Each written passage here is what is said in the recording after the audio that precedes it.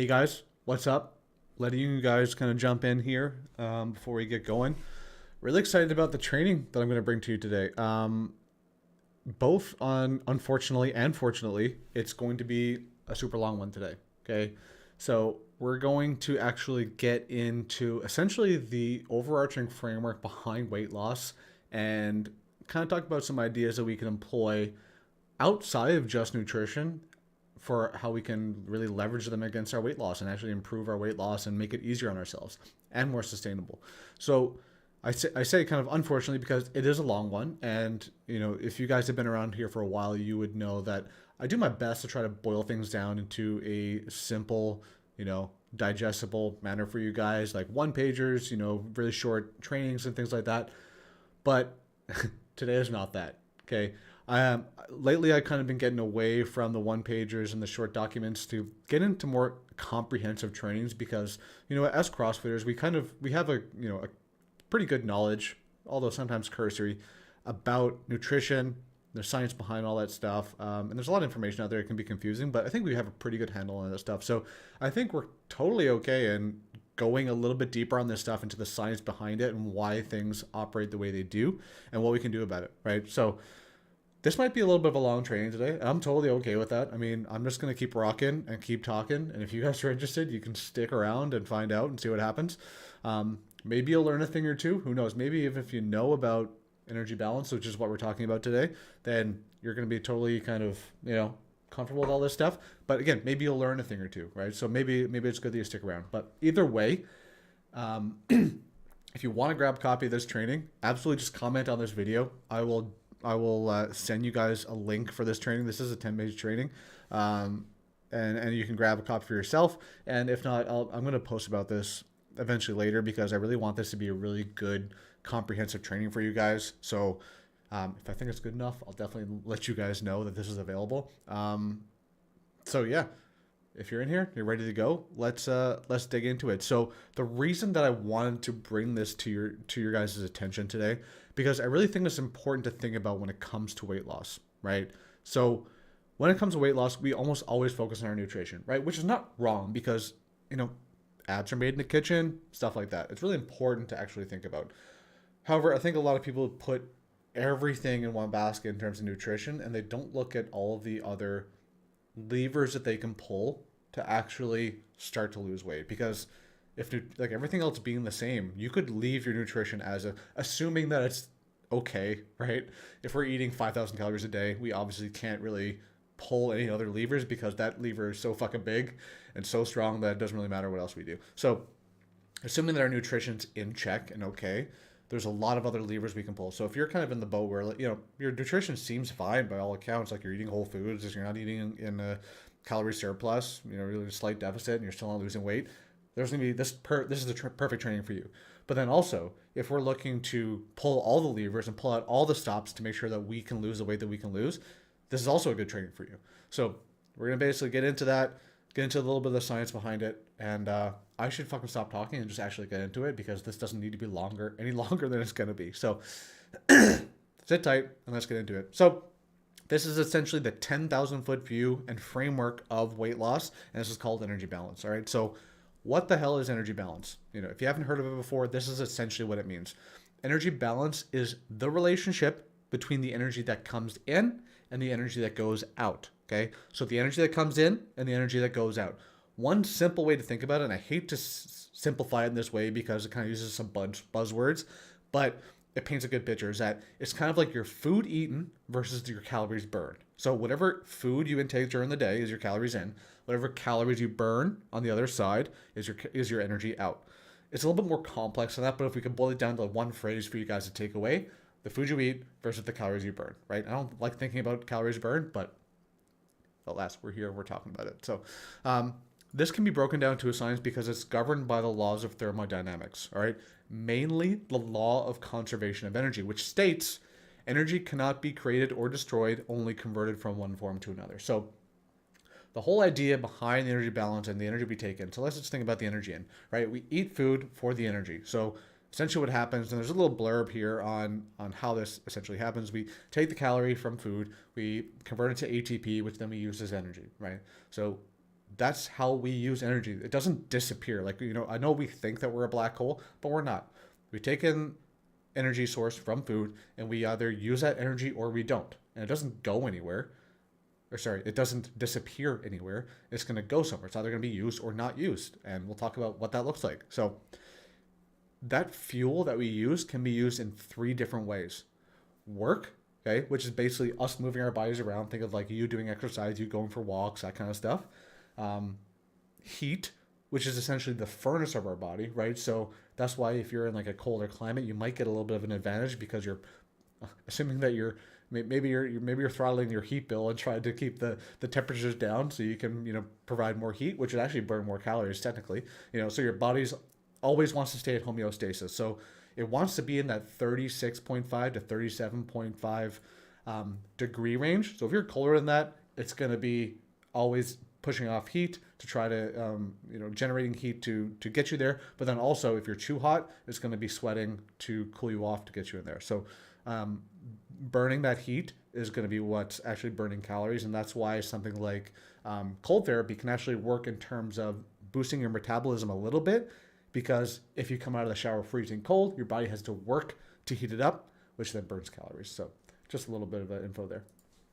Then lastly, we have storage. So any excess energy stored gets stored as fat, right? So like I said, that energy comes in, it doesn't get destroyed, it doesn't disappear. It has to be used or not used. So if it's used as work as heat, or if it's not used, it's stored as fat. Simple that. Now we do have calories that are stored as in the muscles as glycogen stores and things like that, but it's not a huge amount, right? Like it's actually quite a bit amount if you have to deplete it.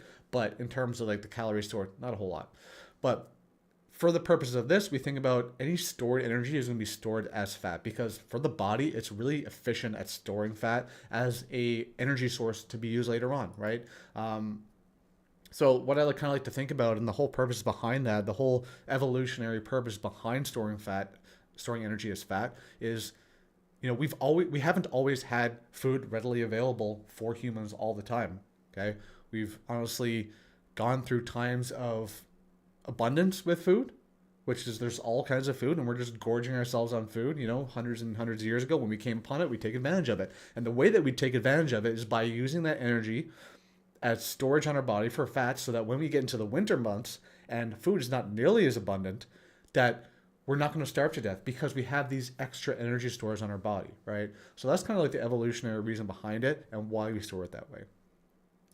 So another reason, or another kind of important thing to think about, is the actual unit of a calorie. So calories are weird because we think about it in terms of nutrition, right? If I say a calorie, you're like, okay, food, right? Like, yes, but at the end of the day, calorie is just a unit of measurement. That's all it is, okay?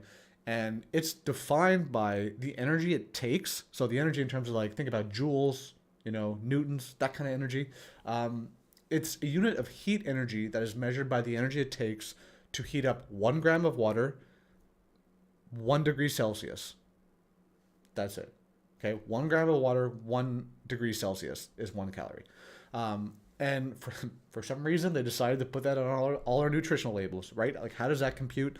It's a little bit of a complicated backstory. We don't need to go that deep into it, but it's a little bit interesting, right? But even so, essentially behind like the whole nutritional label thing, if you see 100 calories on a nutrition label, what they're actually talking about is kilocalories, right? So it's going to be like 1 calorie is actually 100 calories, if that makes sense.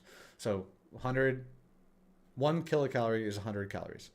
So think about that, because it's just a unit of measurement, right? And that energy essentially we use that to fuel, right? So we take that calorie, it gets into our body, we then start using that as fuel for workouts. So it kind of maintains our movement, our exercise, our metabolic processes, just surviving. So think about like resting metabolic rate, basal metabolic rate, all that kind of stuff. And if we do have a little extra left over after, what it takes to survive and build muscle, our general movement throughout the day, our exercise, whatever is left over, we're going to be storing that, right? So the calories we consume will actually metabolize into something called adenosine triphosphate, which is our energy source. That is kind of like our currency of energy, if you think about it that way. So our metabolism will create a lot of that ATP. Okay, this is why if you think about having like a high calorie diet, typically we feel like we have more energy is because we actually do have more energy available, right? And when we kind of get toward like a big calorie deficit, we're eating like under 1,000 calories. Typically, we feel sluggish and tired. So someone that under eats, and I don't want to generalize anything here, but typically with someone that under eats, they feel tired and sluggish, and with someone that overeats, or maybe not overeats, but eats a high calorie balance or energy balance, they typically burn hot, right? So they're kind of like sweaty all the time. They're always like maybe like meat sweat kind of thing. They're always sweaty. They're always moving around. They're always like jiggling and have like a tick kind of going on where they're bouncing and fidgeting, all that kind of stuff. It's because they're just exuding energy out of their pores, right? They're just burning energy. Their body has so much energy. They're just like burning the heat. They're fidgeting. They don't know what to do. They always want to do something. They don't like sitting around because they get antsy. That's a sign of high energy. Not always. Like there's always going to be exceptions, but typically that's what we like to think about. So we essentially get energy from those three macronutrients because they all have their own processes, right? So protein has its own process, carbs have their own process, fat have their own separate process for getting broken down into that calorie, into that ATP. We don't need to go into any of those because it doesn't really matter, but they do have their own processes, right? So with all that being said, we now have to think about why energy balance is important in the first place. So I kind of gave you a good preface of like what it is. Now, why is it important? Okay, because I think if we understand the reason that energy balance is important, we can kind of conceptualize, okay, this is what we can kind of do to manipulate one side of the equation, and then also what we can do to manipulate the other side of the equation, because also what we get out of the equation is essentially the results that we're chasing. Okay, that kind of all sounds complicated, but bear with me here. We'll actually clear it up. So energy balance. So if you can take a screenshot of anything in this training, this is what I want you to take a screenshot of. Okay, this little graphic here, which encapsulates everything about energy balance. So we're gonna get into each one of these categories and talk about it. But yeah, so if you want to take a screenshot, hello, I'm Steve. You can capture me in that screenshot. But we'll get into it. So all right, with this energy balance, first thing that we want to look at is energy in, right? Because the first thing we think about when we talk about calories, when we talk about energy, we want to think about diet, what we eat. So energy in is essentially the energy that we consume, because essentially consumption is the only way that we can actually get energy into our body, right? We're not photosynthetic. We're not going to be grabbing energy from the sun, although it might seem that way. The only way that we actually get energy is by eating. Okay, now it's a little bit more complex than that because there's a lot of factors that determine what we're eating and how much we're eating, but energy in is the only way that we get it. So first thing about energy in is that it's really hard to track. And if there's any experienced macro users out there, excuse me, I want you to think about this, right? Because it is really hard to track. At the end of the day, the food labels we have, they can be off by as much as 20%, right? So 20% of any given food article can be off by 20% in any direction.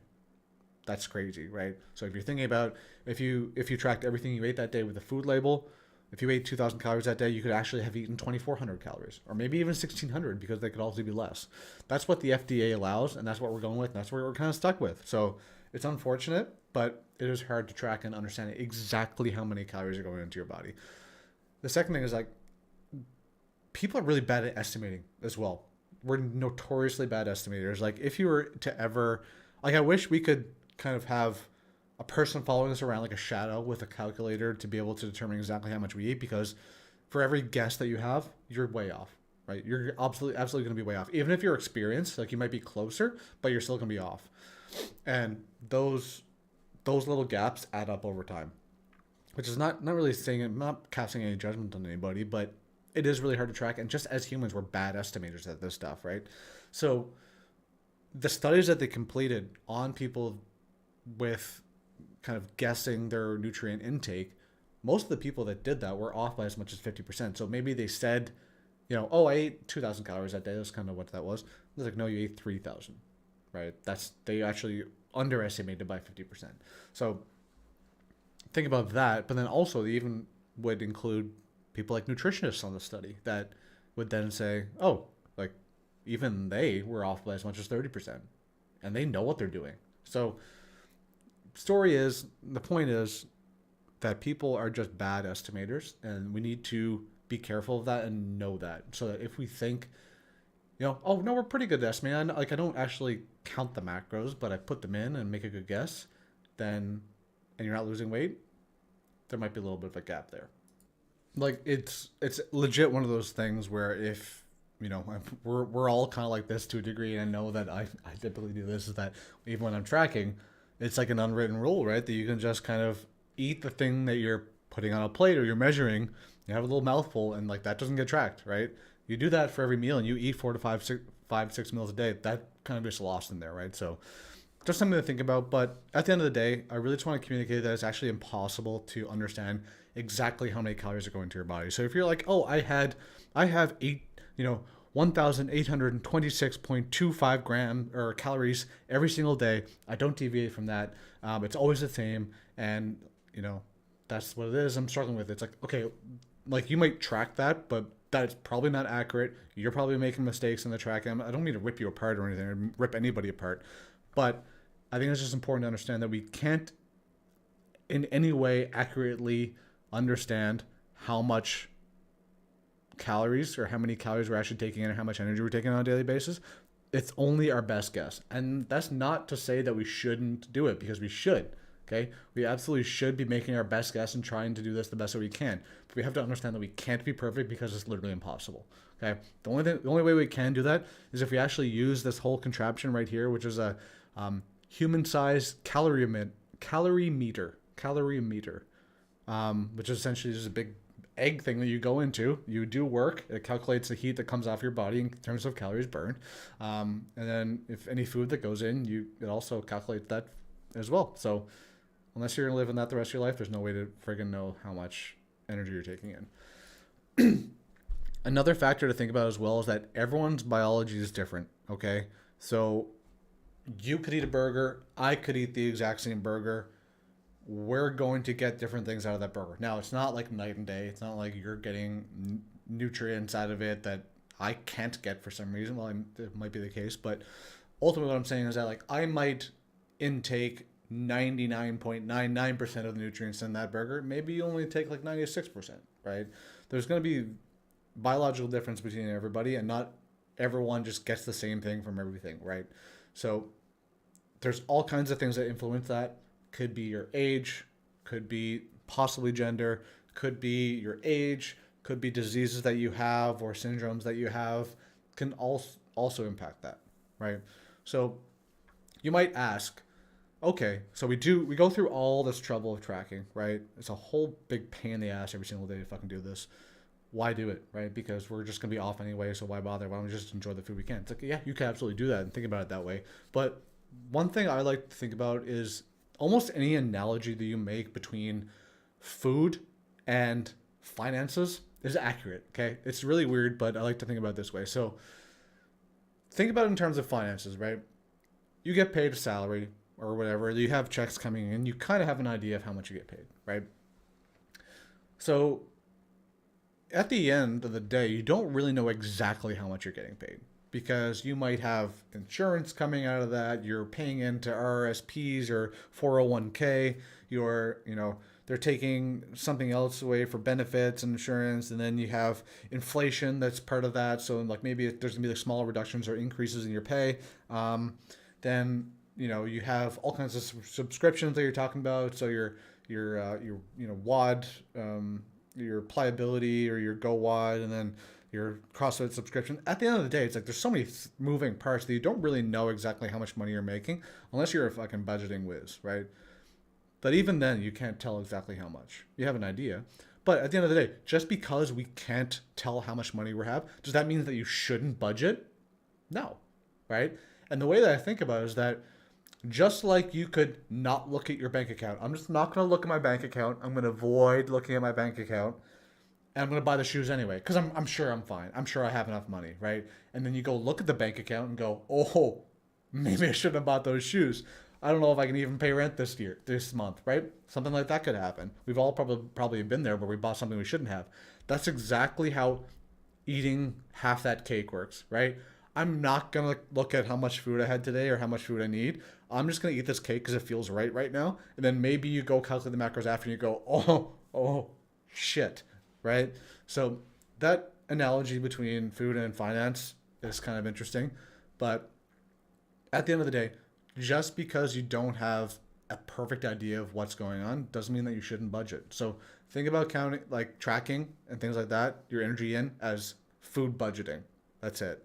Okay. We want to match that with our salary. We don't want to overspend. We don't want to severely underspend and save, although there's nothing wrong with that in the finance world. But just a good analogy there. So next, we want to talk about energy out. So energy out, like I mentioned, is just us burning calories. So there's all kinds of ways that we burn calories. Let's get into it. First is resting metabolic rate. So this is kind of interchangeable between RMR and BMR. Resting metabolic rate is essentially the amount of calories that you burn at rest. BMR would be the amount of calories you burn essentially in a coma, right? So just like your digestion, brain function, circulating blood through your veins, all of the things that just keep you alive. That's BMR. RMR is your body at rest, like lying down on the couch. Okay. This essentially accounts for 50 to 70% of your total caloric intake, right? So 50% or to 70% of your day, if your caloric input is just you existing in the world, walking around, doing whatever, which is crazy to think about, right? Because we think most of it's going to come from exercise. Most of it's going to come from us going on walks, things like that. Nope. It comes from resting metabolic rate. Okay. So the thing about RMR is there's not a whole lot of shit that we can do to manipulate it, right? It is what it is. If you're a 5-foot lady, you can't really increase your RMR that much. And if you're a dude that's 7 foot, you're going to have a huge RMR, and which can be unfortunate in its own way because it means you have to eat a shit ton, right? Just to be fueled for that day. So biological differences aside, there's not a whole lot we can do to change RMR. It kind of is what it is. However, there is a little bit of what we can do. The only thing that we can do essentially is to increase our muscle mass.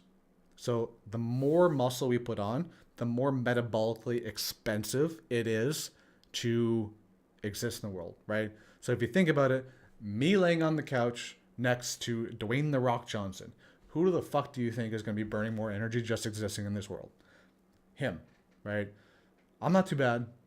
No, kidding. Compared to him, I'm pretty bad. But at the end of the day, him walking around, if he has to get up and go to the bathroom, go to the fridge, it's more metabolically expensive because to fuel those muscles, and which he has a lot of, it takes a lot of energy. For me, not so much. So if you want to increase your RMR, which is the biggest kind of demand on your energy out process, putting on muscle is the best way to do it. Okay. So getting jacked, this is probably the best argument for doing it because it just increases the energy that you're outputting. You're going to feel like you have more energy. You're going to have to eat more. You're going to be able to eat more, which is nice. And it's just going to also help you with longevity and things like that. So build muscle is kind of like a no-brainer thing that we should all do at any point in life. The next thing that we want to think about is the thermic effect of food. So this one I actually did kind of some research on recently, and I've learned a lot about it, which is super fascinating because I always think like thermic effect of food doesn't really apply. It's important, but it's not like it's a big game changer when it comes to the energy out. But there's some interesting little nuggets in here that I found pretty cool.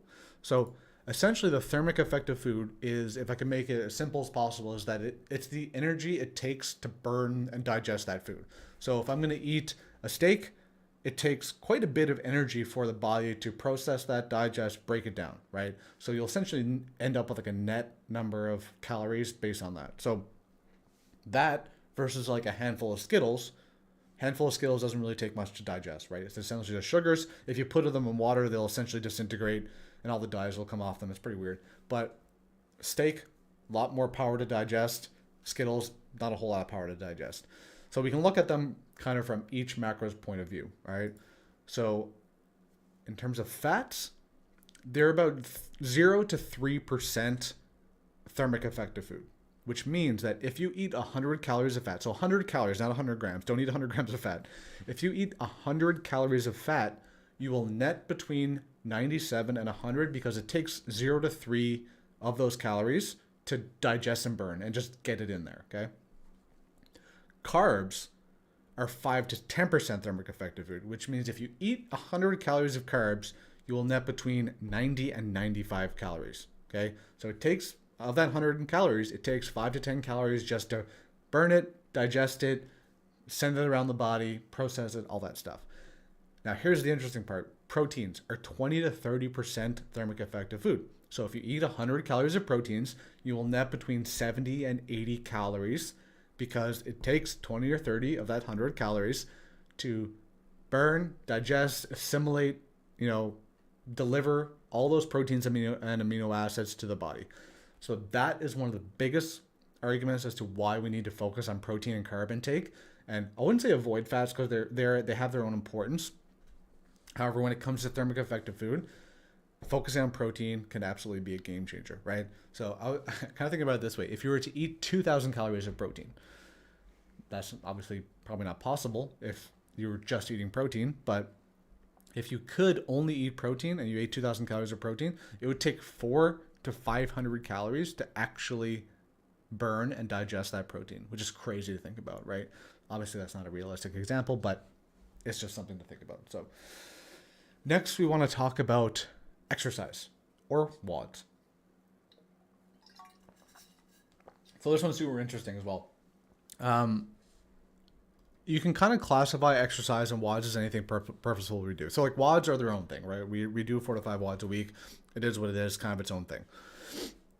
But even something like walking, that's considered purposeful exercise, right? So that's obviously going to have a net calorie burn in our system. We're putting energy in, whether we're going for a ruck with a weighted vest, just a general walk with a dog, doing yoga, doing mobility, doing a WOD, that's all good. The only thing that's important to call out here is that all those things are net good, but what you shouldn't do, and I'm not going to say shouldn't for like absolutely everybody because everyone has their own takeaways from things like this, but one thing you want to watch out for is that you try to avoid and watch out for using trackers as a calorie burn. So anyone that has like a Whoop, right, or any kind of Apple Watch or anything that tracks your calories burned throughout a workout, those are notoriously inaccurate. So try to get away of thinking that, oh, I did an amazing WOD today. It was a 40-minute AMRAP, kicked my butt. I burned 600 calories. I'm going to go eat 2 donuts now because I earned it, right? That is absolutely not the behaviors that we want to be employing here. They're bad. They're off, right? So I think there was a study or a meta-analysis that compared all of the studies on fitness trackers, different ones, different companies, different brands. And I think if I recall correctly, they concluded that every single one of those studies, they noticed that the trackers overestimated calories burned by as much as 93 to 96%. So that's almost double, right? So it would say that you burn 400 calories. It's like, no, it was more like 180 or, 200. Not close. So once we started getting in that compensatory behavior, we're not accurate at all because, again, it's hard to track these things. We just damage ourselves. So try to get away from that behavior. Just like if you were to do a 60-cal row, you're not burning 60 calories. That's just a unit of measurement, okay? It's a unit of heat energy, and that's it. It doesn't mean that you burned those calories. It just means that you rode those calories. Good thing to think about because at the end of the day, when it comes to WOD and exercise, I just think of this as bonus. This is just bonus, right? If we work out every day, we don't do it for the calorie burn. We do it for health. We do it for getting stronger. We do it for getting better, not for calorie burn. So get that out of your mind and stop thinking about it. Lastly, we want to talk about something that's called NEAT. Okay, so if you've kind of gotten into energy balance before, this is something that you've probably heard before. NEAT stands for non-exercise activity thermogenesis. So this is essentially anything we do in terms of movement that is not intentional exercise. Things like chores, walking to the fridge, fidgeting, standing up, sitting down, walking to the car. There's all kinds of endless examples like that. But one thing that's kind of ironic is almost like a paradox. There's like a little bit of a paradox when it comes to talking about NEAT is that what people do when they want to put more energy out, they want to burn more energy and be in a more caloric deficit. They say, okay, I'm going to increase my NEAT. I'm going to go for a walk. It's like, okay, well, that's not NEAT. That's exercise, right? It's like, how do we increase our NEAT? It's really tough because As soon as it kind of becomes conscious, it's essentially not NEAT anymore. It's just exercise. So, for example, there's one here, fidgeting. Fidgeting is a good example of NEAT because we know someone that fidgets a lot, they're going to be burning a lot of extra calories. I think it's somewhere to like 100 to 300 extra calories, depending on how much they fidget. But you're putting a lot of energy out, right? If you're a non-fidgeter and I asked you to fidget for NEAT, you can't really do it, right? It's such an automatic process that you can't really just be like, okay, I'm going to fidget for the next 8 hours. Like, no. You might just do that naturally, but if you're not someone that fidgets and I ask you to fidget, you're not going to fidget. You might fidget consciously for like 30 seconds, but then as soon as you lose interest or start looking at something, you'll stop, right? So it's not really an accurate way to increase NEAT, but there are some logical things that we can do to increase NEAT, right? And it is one of the most modifiable things outside of exercise. It's better modifiable than TEF or RMR. So think about it this way. A lot of small things that we can do to generate more movement throughout the day. We can set a timer and get up and walk around from your desk job. So it's like kind of exercise a little bit, but essentially we're just trying to avoid sitting in our fucking throne all day. Next is park further away from the grocery store, right? It's not really exercise. It kind of is consciously exercise, but you have to go to the grocery store. It has to happen, right? You have to go do groceries. You're going to be walking around anyway. Why not just park further away from the entry of the store? That way you have to walk further, right? So just increasing our NEAT. Go shopping in person instead of Amazon. That was a really weird one because I know Amazon just kind of became like a really convenient thing. But if you ever go shopping for like 3 hours and you're walking around, standing up that whole time, you burn quite a bit of energy. So ladies out there, I'm giving you you can actually tell your partner, you can tell your husband, I told you to go shopping. Okay, go do it. And fellas, you know, your lady needs something new. She needs a nice piece of clothing. Just go shopping for her. Don't order it on Amazon. Go to the mall, pick something out nice. Yeah, everyone's happy about this because the ladies are benefiting from this. Next, you can get a standing desk, right? So standing desk, just stand up and stop sitting all day. Another way to just burn calories by just doing your daily stuff. Take stairs instead of elevators, escalators. I like this one. To anyone that sucks at breathing going upstairs, you'll be fine. It's not the end of the world. Just do it. And if you have like a coffee in your hand, phone the other, like you'll be fine. Don't worry. Just stop taking escalators. Stop taking elevators. Another one is walk places instead of driving. Another option would be like riding your bike. So if you live 1.5 kilometers from the box like I do, stop driving. Like again, winter is one thing, but once it's warm enough out, once we're talking about 80, 90 degrees, walk there, run there. You know, that's kind of exercise. But at the end of the day, you should be walking places instead of driving if you can. So maybe it's not like you walk everywhere you go, but maybe if you're going to go shopping, it's like you drive there, but then you walk all the stores, the little outlet malls that are close, instead of just driving 500 feet to the next one, 500 feet to the next one. Another one, fidgeting is an example. We can't really increase our fidgeting. I mean, you can try, and if you can, awesome, that's good for you, but I don't think it's really reasonable. And lastly, you can clean the house more often. So doing more chores, you know, instead of doing this big clean like once a month, just do it like in 1 hour every single week or something like that. Now, I know there's probably people that clean their house like 1 hour a week. Geez, how do you do that? At the end of the day, whatever it is, you know, your cadence for cleaning, just increase it, right? Do it more often, even if you don't really need to clean, because again, it's just getting you up off the couch instead of watching Netflix on a Sunday. Think about it that way. So NEAT, there's actually a huge impact, right? So all of those little things add up. You add like, okay, I took the stairs, so it burned like 10 calories, right? All those kind of things you add throughout the day can really add up very quickly. So you can actually change your NEAT from like as little as 100 calories a day to as much as 1,000 just by doing more active things. Something super important to think about, and I think is actually, it's one of the most modifiable things when it comes to energy balance. So we really just want to increase the energy out, which will then put us more in a calorie deficit. So talking about calorie deficit, we now have to talk about energy balance states. So, sorry, this train has been, I told you it was going to be a long one.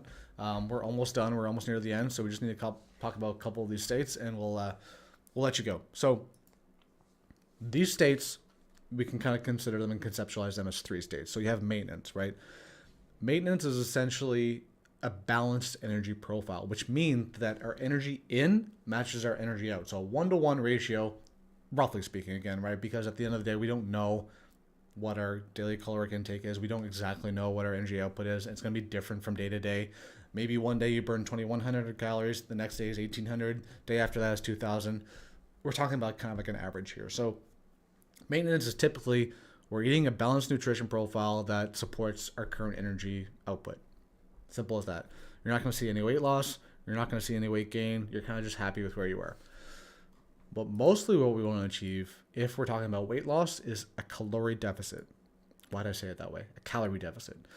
A calorie deficit means that our energy in is smaller than our energy out. So think about 1,800 calories in terms of food, and you're burning 2,000 calories out through RMR, TEF, WOD and exercise, and NEAT. So essentially we're burning more calories than we're ingesting.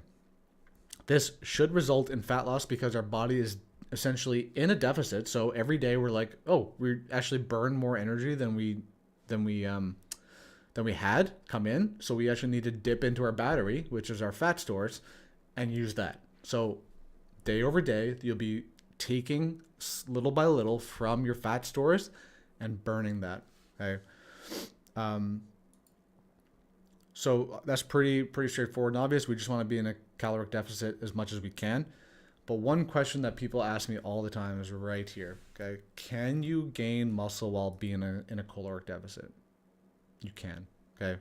You absolutely can. Building muscle is a lot about the stimulus and not always enough about nutrition, or not as much about nutrition as we give it for. We always think like, okay, if you're going to build muscle, you have to be like doing a dirty bulk, right? You had to be eating 4,000 calories a day to build muscle. It's like, no, not the case. If you have an adequate stimulus and a good recovery, you will build muscle, you will build strength. However, that being said, I kind of see building muscle as like a checklist, right? There's like 20 things that we can check off to start building muscle. Getting adequate protein, maybe like eating a caloric surplus will help. Getting good sleep, having good hormone balance, generating the right hormones in terms of growth hormone and testosterone, things like that. There's a huge extensive checklist that we have. The more that we check, the easier it becomes, right? So yes, would it be easier to build muscle if you did a dirty bulk and had an excess of calories? Absolutely. But then we have to remember like there's going to be a trade-off for that because we're going to be gaining fat and things like that. So you can absolutely gain muscle while being in a caloric deficit as long as the deficit is not too much. So if you're in a slight 10 to 15% calorie deficit, yep, totally fine, totally sustainable. You can work hard, be fueled enough to build muscle, get enough protein to hit protein synthesis, and things like that. You should be good. Make sure you get good sleep. Your fat is also pretty high because your fat will regulate your hormone control, which will then make you produce things like growth hormone, testosterone, which is also important because of sleep. Sleep will actually generate those things as well. So yes, you can do it. You just got to be a little bit smart about it. The next thing we want to talk about, so we mentioned calorie surplus, dirty bulk, that kind of thing. Calorie surplus, I said it again. Calorie surplus means that our energy out is smaller than our energy in. Yes, so we're actually taking in more energy than we're burning. So think about eating 2,200 calories versus only burning 2,000 calories. This would lead to slight fat gain, right? Not always, a little bit, but it always depends on the surplus, right? So if we're talking about like 1,000 calorie surplus, weight gain is almost inevitable. If it's only a slight calorie deficit, it's hard to say because at the end, in those margins, you can be wrong and it's going to be close, right? So being in a slight caloric surplus can, if done long enough, can lead to weight gain. But typically on short spurts, it's just making sure that we're fueled enough to make sure we get enough protein, enough carbs, enough fat to fuel muscle building and protein synthesis. So at the end of the day, calorie surplus, something if you want to be a lean CrossFitter, something you might want to avoid. Not always, right? Because it totally depends on the person, depends on the situation. So I don't want to prescribe anything for anybody, but I want you to understand that calorie surplus can be difficult for CrossFitters sometimes because of all the energy they are burning. It is difficult to hit that.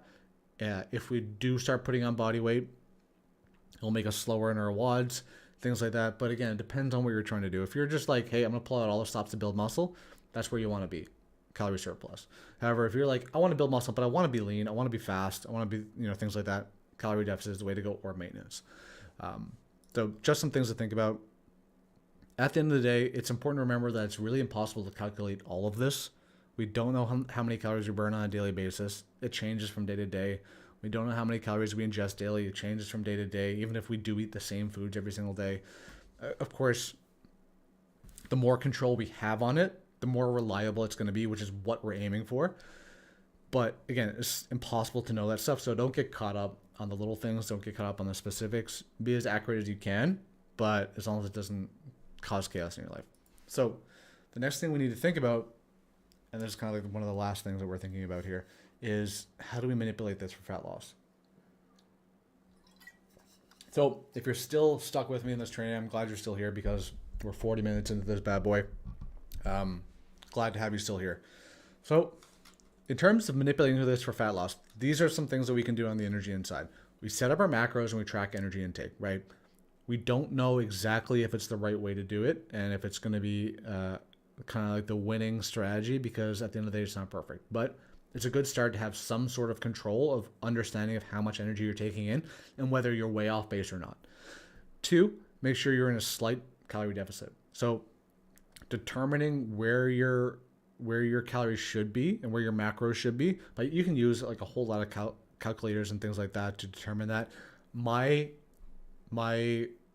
baseline suggestions for anybody, and I can't, it's hard to say because a baseline suggestion for everybody is a baseline suggestion for nobody, but I typically say 1 gram per pound of body weight of protein, 1 gram per pound of body weight for carbs, 0.4 grams per pound of body weight of fat. So if you're a 200 pound dude, you know, you're looking at what is it? 200 grams of protein, 200 grams of carbs, and 70 grams of protein or fat, sorry. So it equals about like 2,400 calories, right? Just as an example, so you can kind of use that as a guide for whatever weight you are.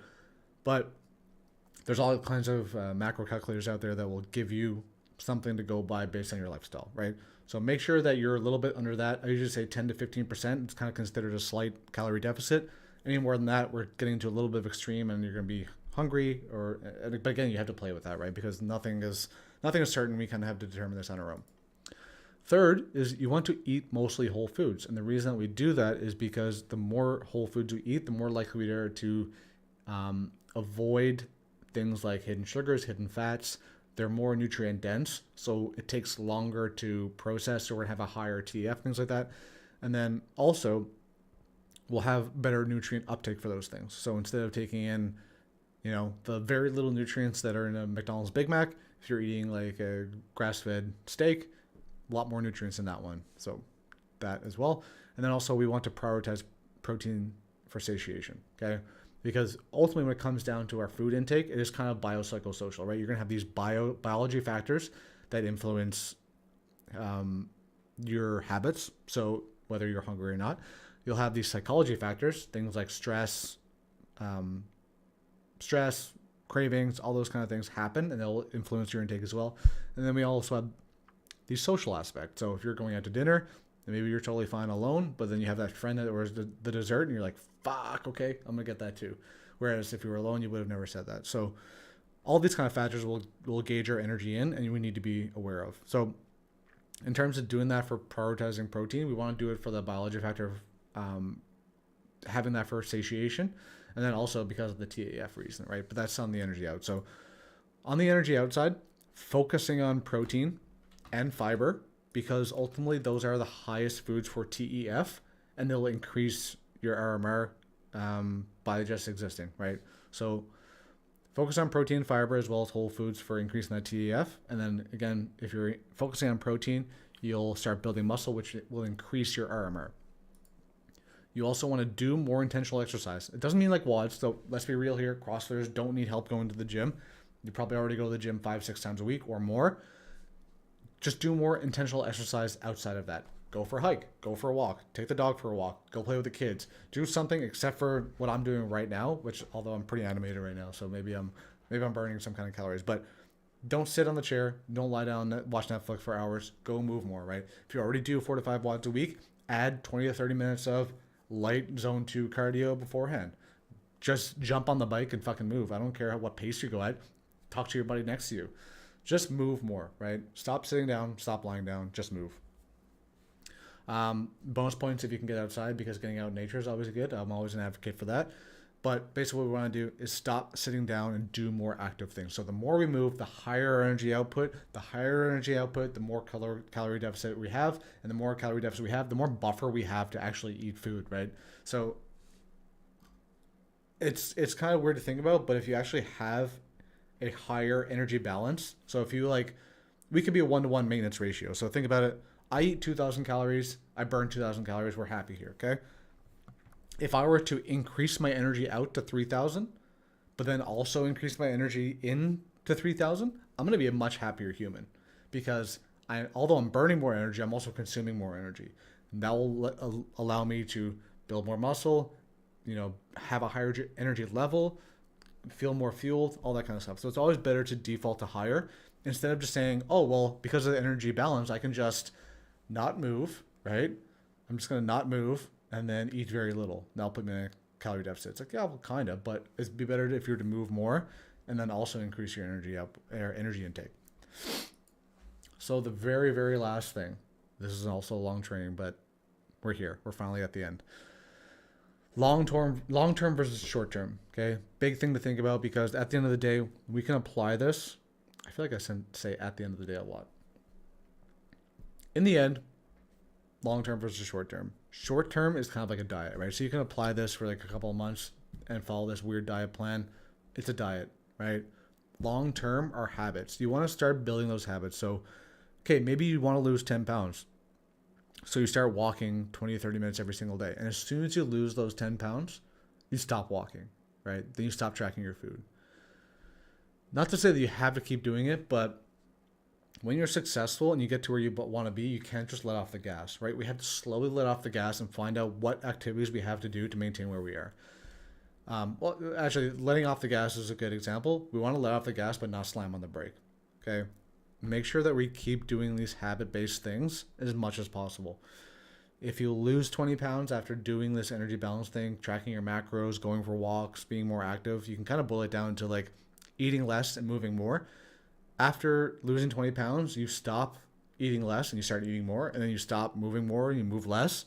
We're going to start sliding backwards. So think about that, because at the end of the day, we want to maintain our results. We want to be able to stick where we are, be happy where we are, be confident, all that kind of stuff. So I hope that was helpful. That was a freaking long one. If you're still here, fucking kudos to you, because that was a long training. Either way, I hope this was helpful. I hope this kind of gave you some interesting information about energy balance. Really, I think like if we could just work in this framework, you can absolutely achieve your goals and achieve weight loss. This is kind of like the overarching theme behind all of this and why we track macros at the end of the day. So again, hopefully this was super helpful. If you have any questions about this, feel free to shoot me a message. Feel free to comment on the video down below. And yeah, I'll be sure to answer, and let me know if this is helpful. If this helped you at all, if you learned anything, just let me know, because I'm always curious as to what big takeaways from trainings like this were. If you have any issues with the training, let me know. I'll make sure I get it corrected. I don't think I'll record this again, because this is way too long for anybody's benefit. But yeah, thanks for stopping in. Really appreciate you watching this training. Hopefully it was helpful. And yeah, at the end of the day, I'll catch you at the next one. At the end of the day. See, I said it again.